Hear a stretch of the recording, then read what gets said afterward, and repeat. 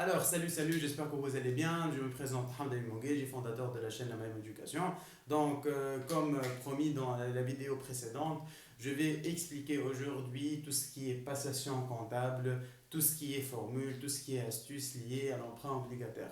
Cette vidéo sera divisée en deux parties. La première partie qui concerne les passations comptables nécessaires et la deuxième partie qui va concerner tout ce qui est calcul et tout ce qui est formule et astuces. Ne vous inquiétez pas, vous allez bien comprendre, bien articuler le chapitre emprunt obligataire à partir de cette vidéo. Alors, avant de continuer, n'hésitez pas de vous abonner à ma chaîne YouTube, d'activer les notifications, aussi de vous abonner à ma page Facebook MAM Éducation et de partager mes vidéos massivement avec vos amis et vos camarades de classe qui sont en première année faculté. Alors on commence. La dernière fois, j'ai élaboré le principe de souscription, libération et reclassement. J'ai déjà expliqué qu'est-ce qu'une souscription, qu'est-ce qu'une libération, qu'est-ce qu'un reclassement. Aujourd'hui, je vais juste passer les écritures comptables.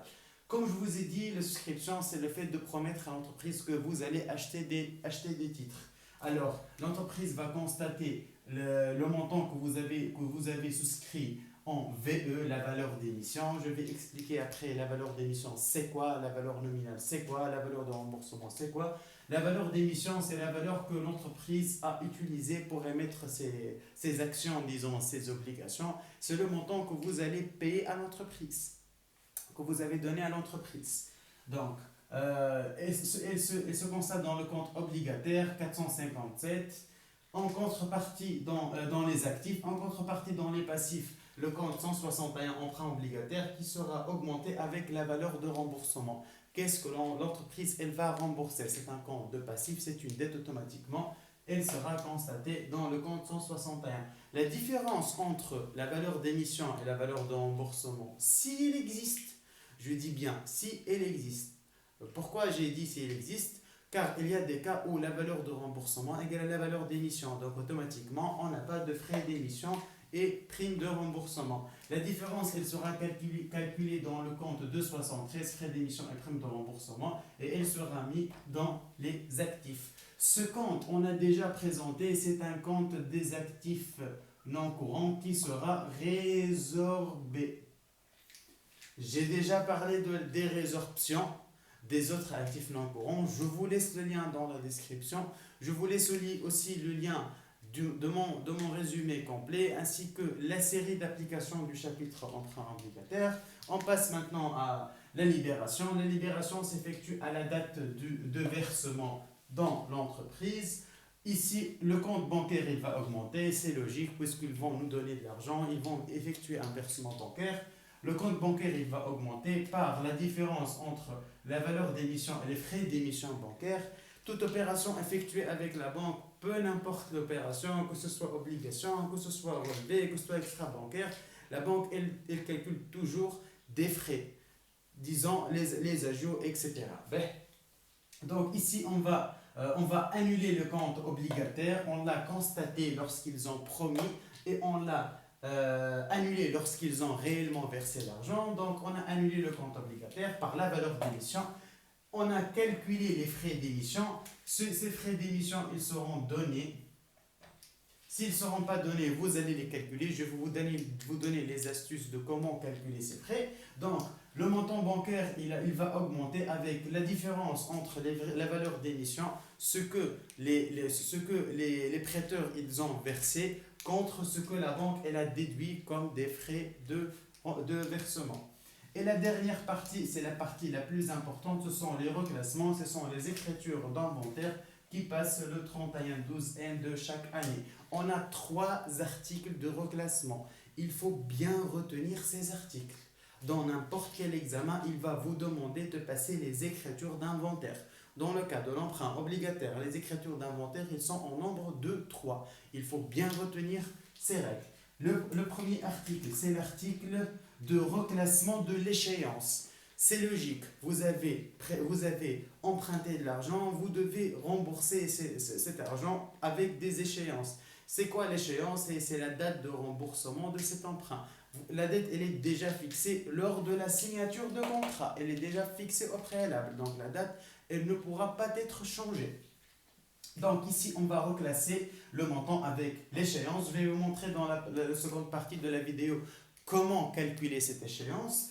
Le deuxième article, c'est le calcul des intérêts courus et non échus. Et la dernière partie, c'est le calcul de la résorption des frais d'émission et primes de remboursement. Comme j'ai déjà expliqué dans le chapitre amortissement, ces frais, ils seront amortis, mais on ne parle pas d'amortissement dans cette partie, on parle de résorption.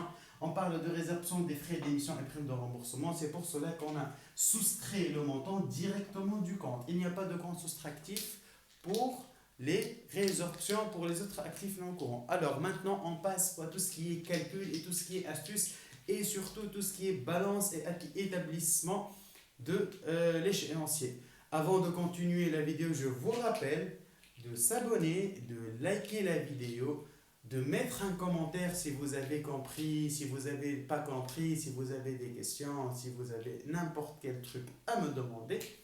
Et de liker aussi ma page Facebook. Alors maintenant, passons à la deuxième partie de cette vidéo. Alors, salut tout le monde. Donc ici, on est dans la deuxième partie de l'explication de cette vidéo. Ici, j'ai déjà tout écrit afin de gagner un peu du temps. Donc, dans n'importe quel exercice d'emprunt obligataire, vous devez obligatoirement préparer toutes les données que vous aurez besoin. Je vais expliquer qu'est-ce que je vais dire.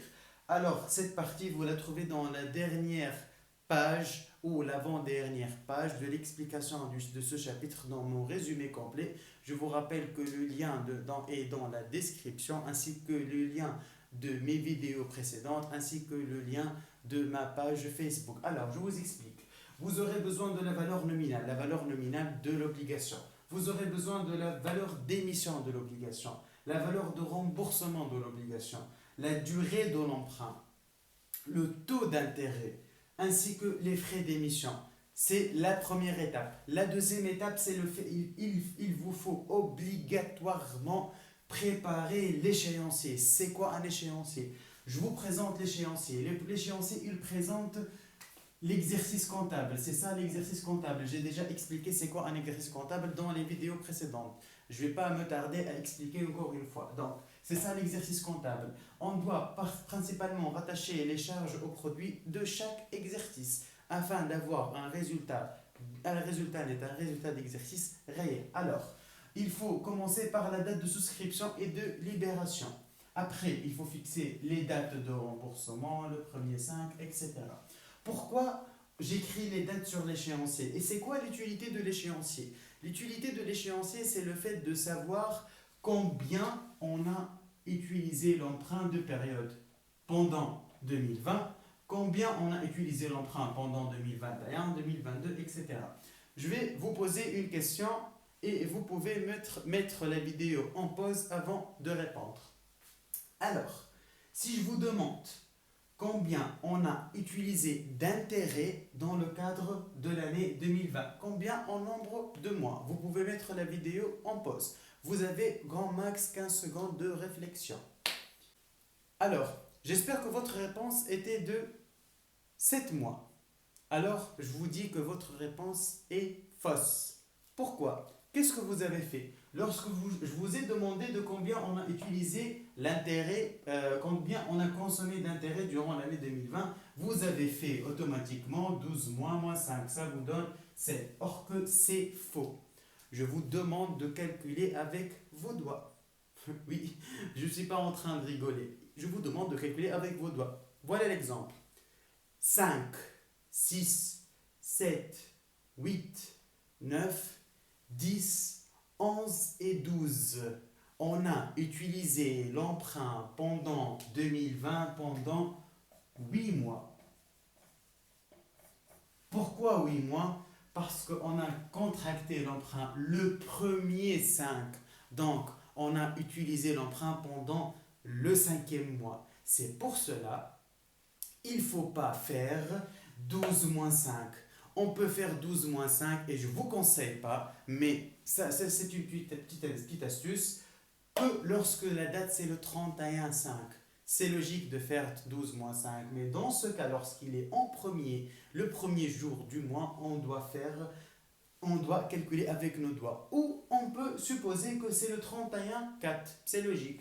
Donc, on a utilisé l'intérêt pendant 2020, la première partie de l'intérêt pendant 8/12. C'est pour cela, dans la formule des intérêts, j'ai écrit Vn fois taux fois n/12. Donc, les intérêts qui seront calculés en 2020, ils seront calculés sur la base de la Vn globale fois les intérêts fois n/12. Le n est égal à 8.